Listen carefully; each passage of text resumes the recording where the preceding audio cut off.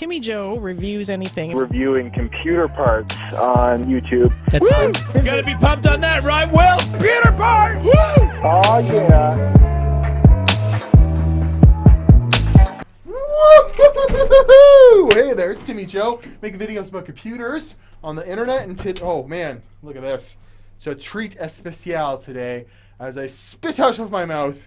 I apologize. I was not able to get the cheapest Titan on eBay functioning, and after doing a BIOS change on it to the stock BIOS, after doing a lot of soul searching, even BuildZoid contacted me on it. I decided to return it because I was entitled to. The eBay seller says he accepted returns, and I got an email from an anonymous source, a possible viewer of the channel, who said that I shouldn't be dealing with that eBay seller, that he's had run-ins with him before with some mislabeled parts and whatnot. So here we are. I have a new project, though, that will spark your interest. Pretty awesome. Here, you want to see? It's the cheapest. The cheapest one of these. I'm sure I put it in the title anyways. This is obviously not a graphics card that I can go and just plop in a system right now and make working. We're going to have to do some work for it because it doesn't come with its original cooler, and it's not easy because what are these? 1 GPU, 2 GPU. This, I believe, is the last dual GPU solution for consumer use, at least, that AMD has put on a card. And it's the 295 X2, R9 295 X2. Is it Tahiti or Granada? 2 Granada cores. 1, 2, and oh man, it's just going to be awesome. Sorry, they're Hawaii cores. They're Hawaii cores. The Granada is the one at the 390. Anyways, so it's 2 times 2816 stream processors with 2 times 176 texture units, 2 times 64 ROPs, boost clock of 1018 megahertz. We have 4 gigs times 2 of VRAM on this thing with an original retail price of $14.99. $14.99 with an EK water block on it to boot. So we're going to go ahead and just take it apart, and I'm going to have quite a fun Jimmy rigging a water cooling solution to work with this. Let's see if this will work, because it's not going to be as simple. And of course, this is just going to, I want to take it apart just to look at it and make sure that the thermal paste is all good. I guess I should also take the block apart, but that's not going to be very fun. So I'm going to go ahead and take this card apart. We'll repaste it, have a look at it, have some fun, and then I'm going to go ahead and hook it up on a test bench. And we're probably going to have some gaming benchmarks, some grand old fun times here, and try not to strip the screws, you know, and it'll be really fun. So I'll come back in just about 2 seconds, and I'll have this disassembled. All right, here we go. Moment of truth. Will it come off? Did I get all the screws? I believe I did. Holy Christmas, this is one badass, humongous PCB. Look at that. I probably should have left it. Well, yeah, it's all, the thermal paste is good on it. So yeah, this is 2 Hawaii cores. You know, just the hottest cores possible too. Like, this stuff's definitely pretty crazy when it comes to power consumption, when it comes to cooling. That's why originally it had 2 Asetek pumps, 1 on each GPU, with a singular fan blowing over the VRM in the middle, and it had its own water cooling solution. And these were very expensive new. I remember watching Linus Tech Tips unbox one. They came in like this case, this like military case. But yeah, we got a nice EK water block to mount it on, and we're going to go ahead and repaste this, put her back together. You want to know how much I paid for it? 225 Canadian dollars. Because the guy was super nice. I actually bought it on Kijiji. See the ad here. And yeah, that was a pretty good deal. And I'm suspicious, but the guy's been super, super nice. He emailed me to make sure it got there, you know, got here and everything. I wanted to test it before I replied to him. I guess I should change the thermal paste before I put this back on. But $225. These go for north of $500 to $1,000 depending on the condition they're in and whether or not they come with all the accessories and stuff like that on eBay. So this is an immaculate find. Look at how big the dies are on that. That's humongous. I'm gonna look so forward to this. It's funny like how it's got one just got 4 display ports. I'm not having trouble hooking that up because I do have one mini display port to regular display port. I think that's about it. So I'll go ahead and button this back up together and I'll get her hooked up on a test rig. We'll play a little bit of music. You can watch me struggle to get this thing working. Hopefully this pump works because it's my XS PC that I had trouble. Well, they sent me a new one, but it's my only pump that's not in my system right now. So we're going to have a lot of fun getting this all together. Thanks very much for watching. Let's cue that music, Timmy Joe. Dual GPUs.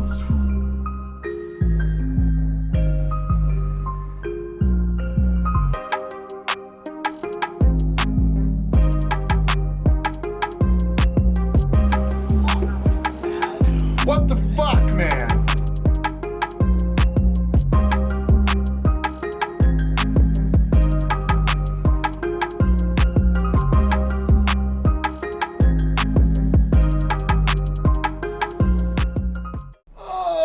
Oh, wow, that was painful. Woo! I am really good at custom loops, that's for sure. I never spill anything. I'm also reusing fluid that's like a year old that has a bunch of shit floating in it. So that's just a stupid thing. But what I think I'm going to do with this card is I'm going to put 2 NZXT brackets on it and run it with 2 Asetek pumps the way it's supposed to. Come up with some Jimmy rig solution. Hi. So moment of truth time.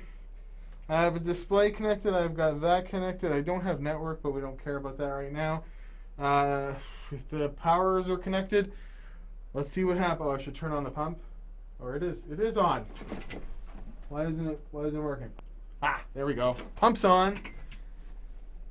I don't see. Oh yeah, fluid's moving. Okay, fluid's moving. Take 1.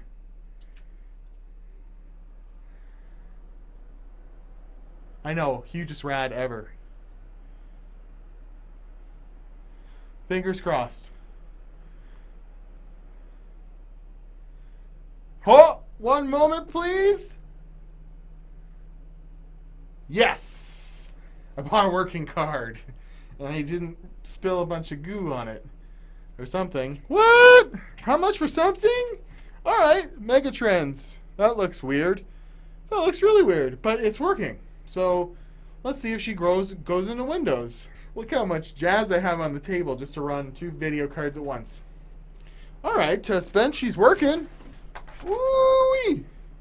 Guess I should connect that networking so I can download a driver. Boop. There we go.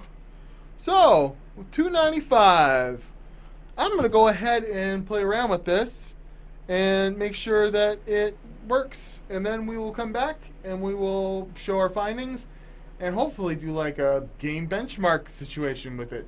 Should be delicious. It's doing something. Why is it black?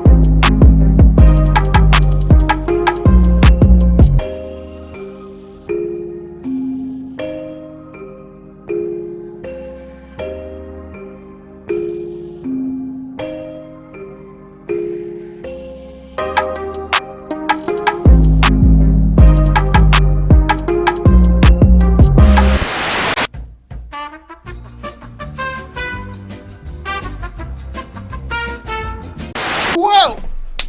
What in the hell happened to my benchmarks in the, 15 other games I could have benchmarked, huh? I was even going to maybe compare it to a 1080 Ti. That's right, it's kind of weirdly close to it. We'll get to that in a second, but I've had so many damn problems. I'll be surprised if this Fire Strike even completes. It's been a bitch of a time, man, and I ain't having very much fun.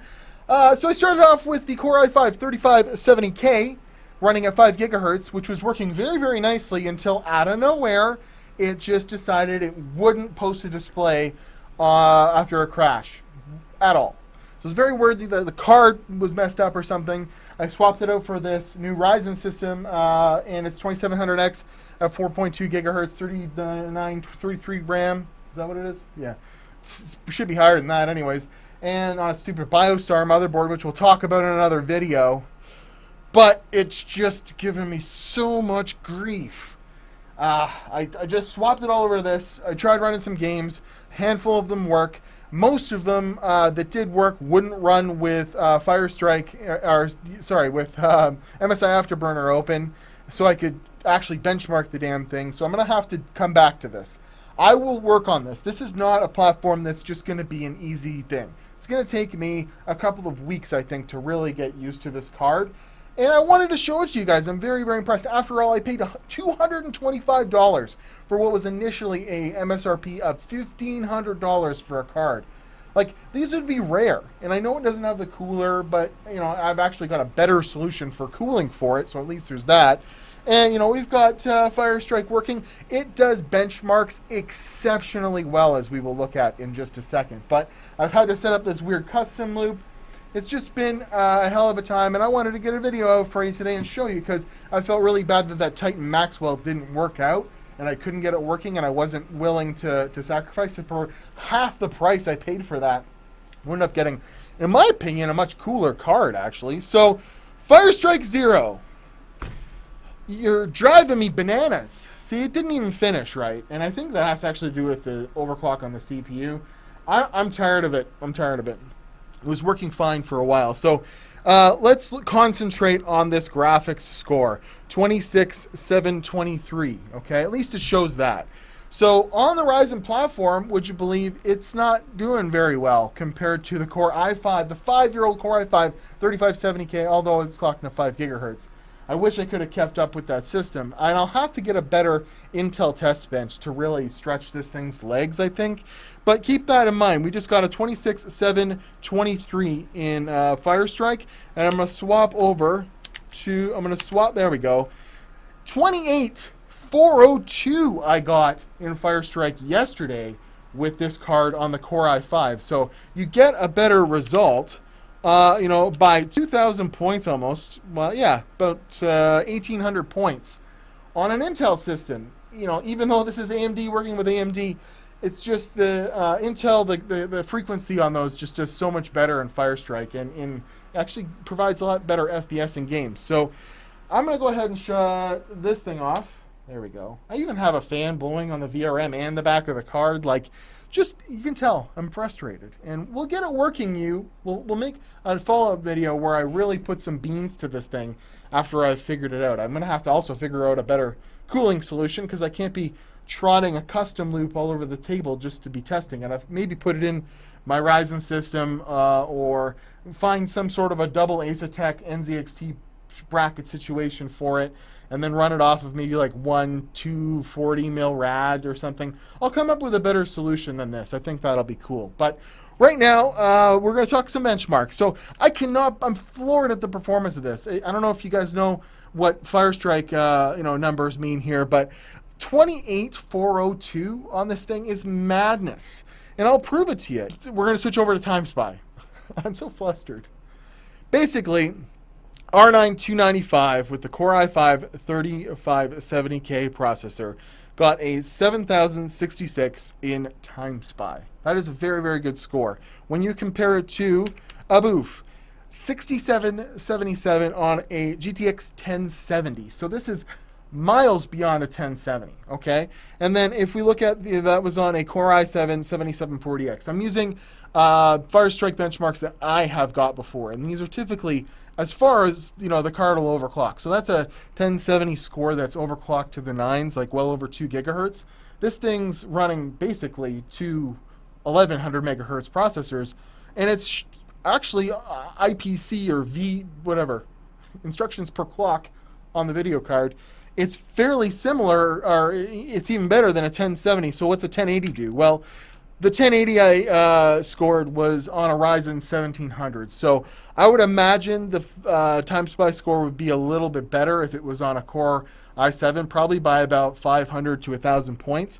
So it's getting a 7729 compared to the 8227 on this. So this is as good as a 1080, which is pretty damn good considering it came out quite a bit before that. And I would say that this, you know, this is a pretty aging platform. There was the 290s, the 390s, RX 480s, Vega, and Fury in there. So this is generations old. But it definitely has its limitations. So what's a 1080 Ti do? So keep in mind that score, 8227 graphics score in Time Spy, and then 1080 Ti gets over 10,000. So it's about 20% slower than a 1080 Ti, and I can vouch for this thing. You saw the 4K benchmarks in Tomb Raider. It was doing very well. I was so surprised that this is a 4K card before 4K was a thing. Before 4K monitors would have been over $1,000 when this thing came out to get one. So pretty impressive stuff for the time. So I was using this website here to kind of judge whether or not games would work well with Crossfire, and it's generally pretty good. But one thing I'll say is, as soon as you overclock this card, even though I have this crazy solution on it for cooling, it would kind of mess things up in launching games and stuff. So you're only getting another 100 megahertz. I don't know if you want to see here. I'll show you the.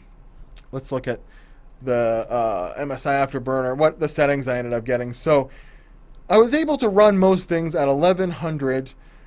Which is 70 or 88 points higher than stock, and at 1350 megahertz on the memory clock.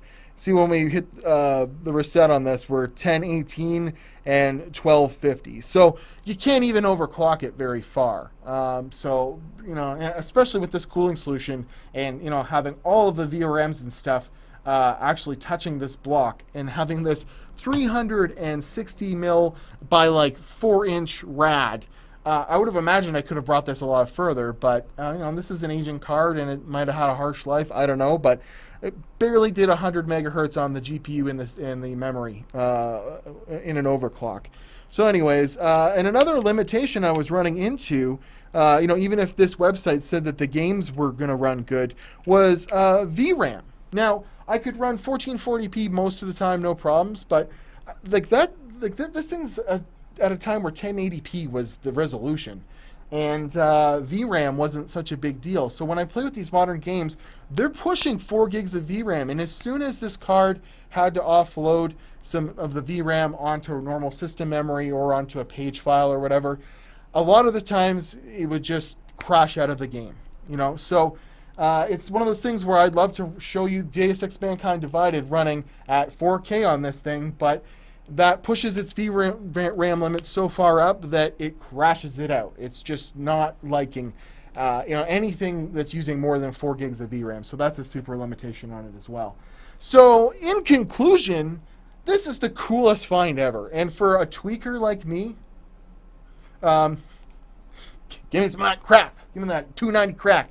I love playing with this shit, but it's frustrating as all hell, and the average consumer would never want to deal with this. Like, there are games where it just straight up, like I tried Doom, it was not using the second GPU at all, and it ran nice on Vulkan using one of the GPUs, but you'd expect a card like this to be able to just slam Doom. Doom runs very well on even an RX 580, like you could play it at 1440p. This thing should do very well, and it just doesn't even utilize the second GPU. And there are games where that makes works, but the micro stutter is way too there. It was a really good one was an AMD sponsored title, Sniper Elite, ran excellent at 4K with this thing. It pretty much averaged 60 frames a second on high settings. That is amazing, but that's a cherry picked benchmark for this that worked very well. Ryzen Tomb Raider worked very well as well, but I couldn't get GTA 5 to work very well. I couldn't get certain games to even launch at all. So I figured instead of wasting your time, which I've already babbled enough that you could say that I have been wasting your time, I'll revisit this card once I've got a better feel for it and a better cooling solution and an updated Intel test bench, because then we'll really see. I'd love to compare it to a 2080 or something like that. That would be pretty cool. You know, with the age gap in there, like 5 years of technology, and this thing could probably still, probably not keep up with it, but close. I'm Matt West. Timmy, join Instagram and Twitter. Do you like my R9 295X2? Well, you know how I bought it? I bought it with Patreon support money from viewers like you. You, Billy. I see you, little Billy out there. Yeah. So, if you could donate to my Patreon, I've had a couple of new entries to the Patreon family recently, and I want to thank every single one of you guys that gives up a couple of dollars every month, you know, towards the channel, because it allows me to search out really cool stuff like this. And when the Titan Maxwell didn't pan out, and I could just never get it working, and I ended up just sending it back, because for this, you know, it's a pretty much a better card in some respects, and it's getting you know, massive performance for half the price. I think there's a no-brainer to go with this situation, but this was a Kijiji find, and you know, I'll never find another deal like that again on Kijiji for such a cool card. Really thank the guy that sold it to me too. He sold it to me for a real good price, and it came really well packaged, and it works. So that's a bonus. I also have an Instagram and Twitter, and if you want to use my Amazon affiliate links and subscribe and all that YouTube jazz, I would be very supportive. But look forward to an upcoming video where I really explore what this thing's capable of. I'll find a better way. So I'll see you guys in another video. Thank you very much for watching. I'm going to go pull my hair out and look forward to some content coming up, including Threadripper 2, including RTX 2080, and all kinds of cool more stuff. Thank you very much.